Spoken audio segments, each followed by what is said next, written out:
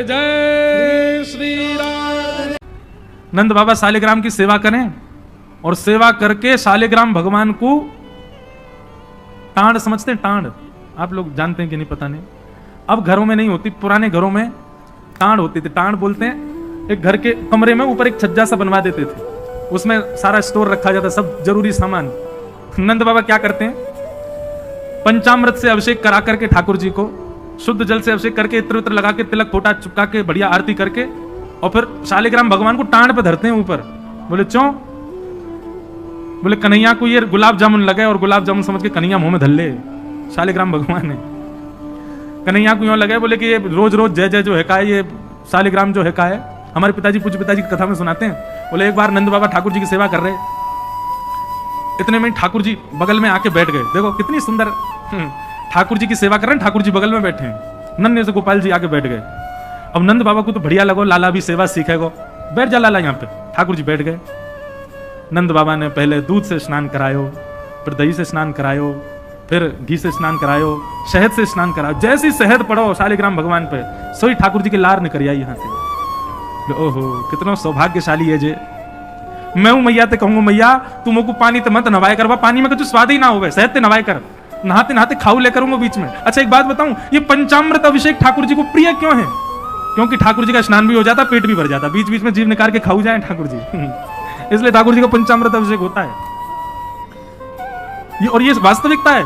अब जब ऊपर से सब पड़ता है, पहले दूध फिर घी दही शहद आदि सब ऊपर से पड़ता है, मुख पे होकर के आता है, तो जब यहाँ आवे so next so Thakur ji मुंह खोल के जीव निकाल ले, बीच बीच में स्वाद भी लेते रहे। या हमारे पंचामृत अभिषेक ठाकुर जी को बड़ो प्रिय है, क्योंकि ठाकुर जी को स्वाद भी आ जाए और स्नान भी आ जाए, एक पंथ दो काज।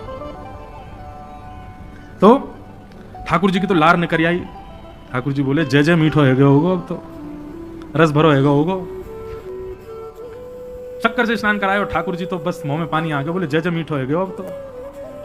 नंद बाबा ने बढ़िया ठाकुर जी को श्रृंगार आदि करके और महाराज ठाकुर जी को तुलसी पदरा के चंदन वंदन लगा के और नंद बाबा अपनी माला झोली में हाथ दे करके और जाप करने लगे। इतने में ठाकुर जी ने देखी बाबा तो जाप में चलोगो, अब कहां जाएगो जय जय बच के।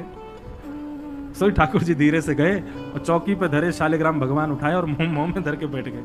और जैसे कोई पान चूसता है ऐसे ठाकुर जी यहां से चूस रहे हैं मुंह में धर के शालिग्राम जी को, और बैठ गए नंद बाबा के बगल में आंख बंद करके। इनको ध्यान चल रहा है, बोले अभी जय जय बाहर ते चूस रहा हूं, नेक देर में अंदर की मिठास आवेगी, शहद भीतर तक चलोगो, निकर नहीं रहो, और जोर जोर से चूस रहे हैं।